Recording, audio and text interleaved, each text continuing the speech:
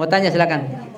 Itu kan tadi disampaikan kalau misalnya dari hubungan mungkin kami ini kan udah terlambat tadi ya mengenal Ahlul Bait itu anak sudah 3 gitu kan. Nah banyak kekurangan di situ kita dalam pokoknya segala-galanya aja banyak kekurangannya ya. Nah mungkin hari ini anak-anak kita agak sulit diarahkan atau bagaimana, mungkin udah terlambat ya Tan kalau mau dibilang. Untuk solusinya itu bagaimana Tan? Iya. Yang pertama, tidak ada kata terlambat. Lebih baik terlambat daripada enggak sama sekali. Enggak apa-apa terlambat. Yang pertama, yang kedua, mengakui kekurangan itu sudah merupakan kemajuan. Iya. Jadi mengakui kekurangan, kesalahan itu langkah untuk maju. Kalau nggak mengakui kekurangan, nggak merasa kurang, ya nggak bisa maju. Itu juga positif, sangat bagus. Langkah kedua mengakui kekurangan.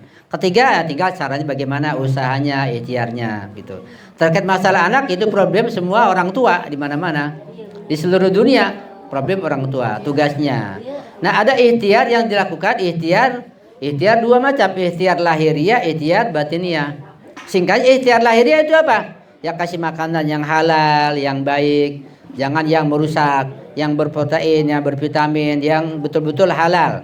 Itu ikhtiar lahiriah. Ketika ngasih makan didoakan dulu, bacakan sholawat dulu, bacakan Fatihah dulu, sehingga makanan nanti bisa masuk ke jiwanya, ke badannya menjadi obat begitu.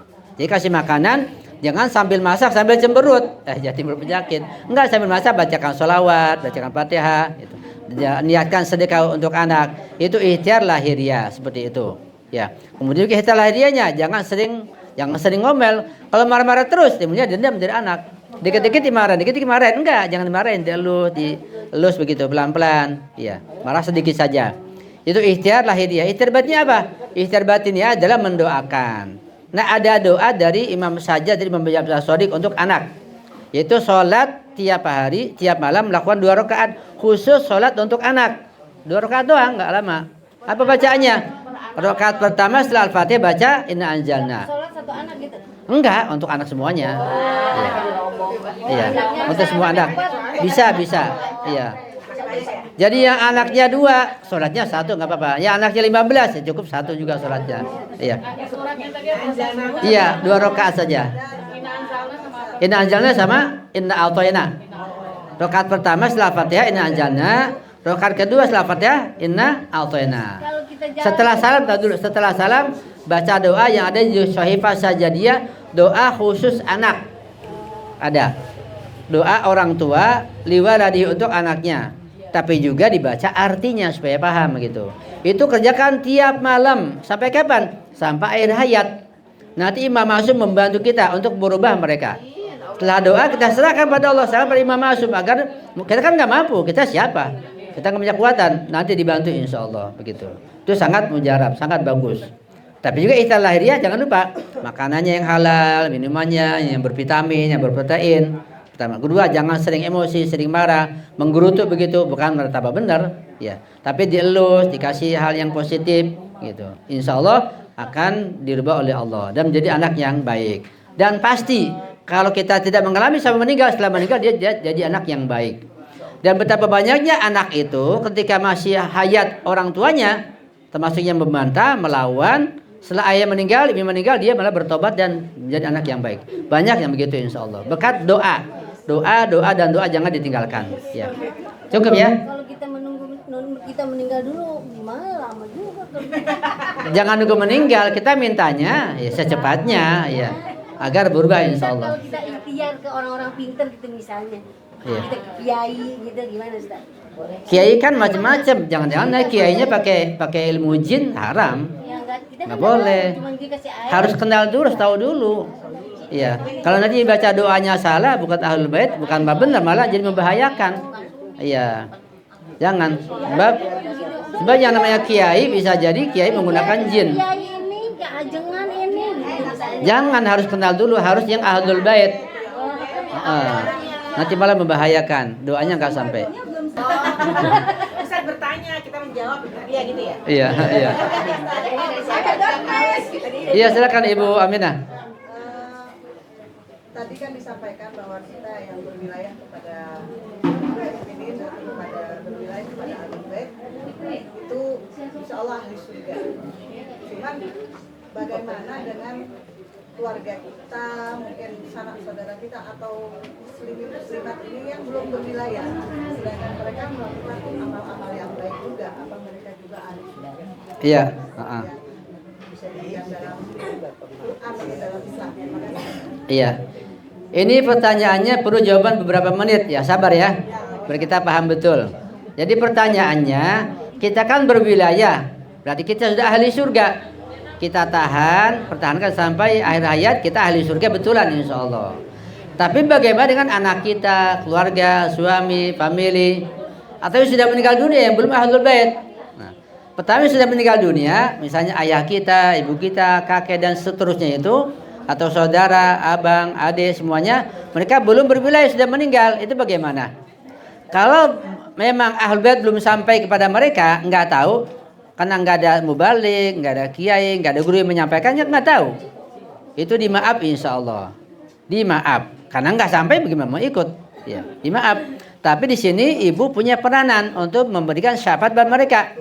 Punya peranan.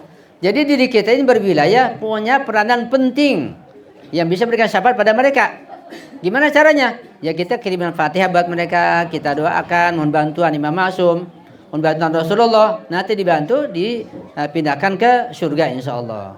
Jadi diri kita ini sangat besar, sangat berharga. Coba misalnya kalau ibu misalnya punya uang banyak, nah orang tua di kampung lagi kesulitan uang, perlu bayar utang, perlu makan ini, ibu kirim uang yang banyak gitu, orang tua senang nggak? Wah luar biasa, bisa beli sawah, beli rumah, bahagianya luar biasa.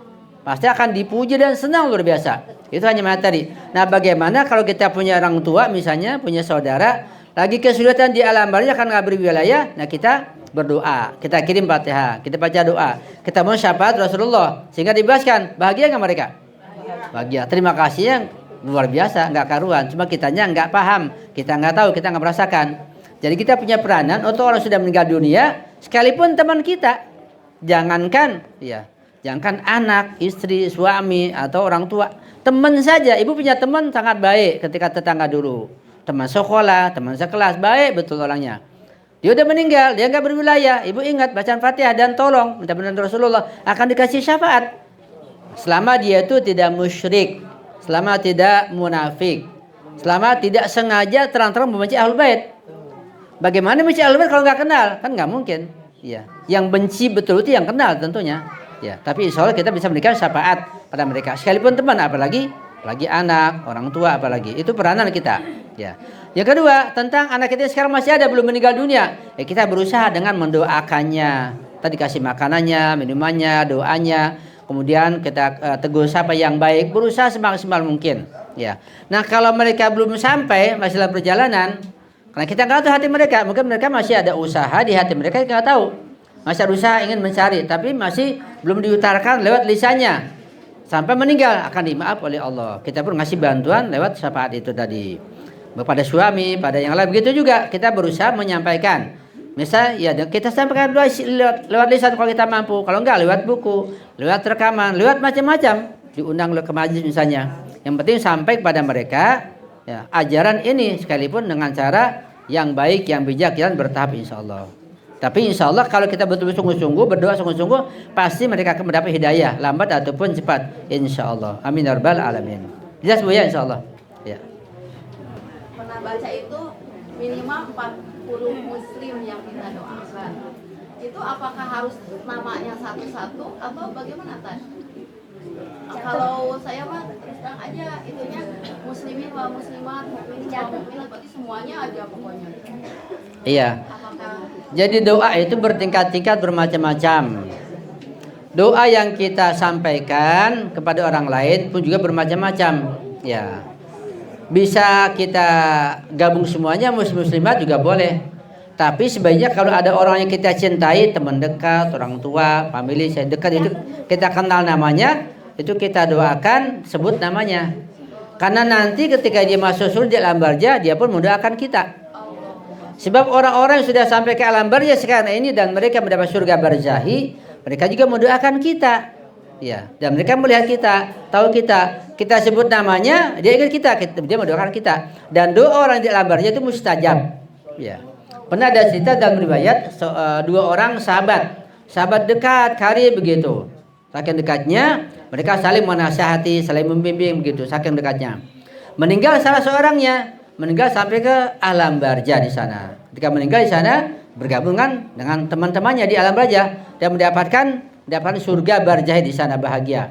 Karena dia punya teman masih hidup di dunia, dia ingat, ya, hanya dia doakan dan doanya mustajab. Sehingga temannya yang masih hidup pun sampai meninggal, nah, dia pun mendapat kebahagiaan doa dari temannya dan masuk surga juga. Jadi doa orang di alam barzah mustajab, doa orang tua kita, guru kita, ulama begitu. Jadi jangan sungkan-sungkan minta doa kepada Rasulullah, pada Imam Ma'sum, pada Sayyidah Zainab, Sayyidah Ruqayyah, Sayyidah Jaro, pada ulama, pada Imam Humayni, semuanya kita mintakan doa. Mereka melihat, mereka tahu dan pasti mengabulkan doa kita. Insyaallah, ya. Terima kasih. Sama-sama.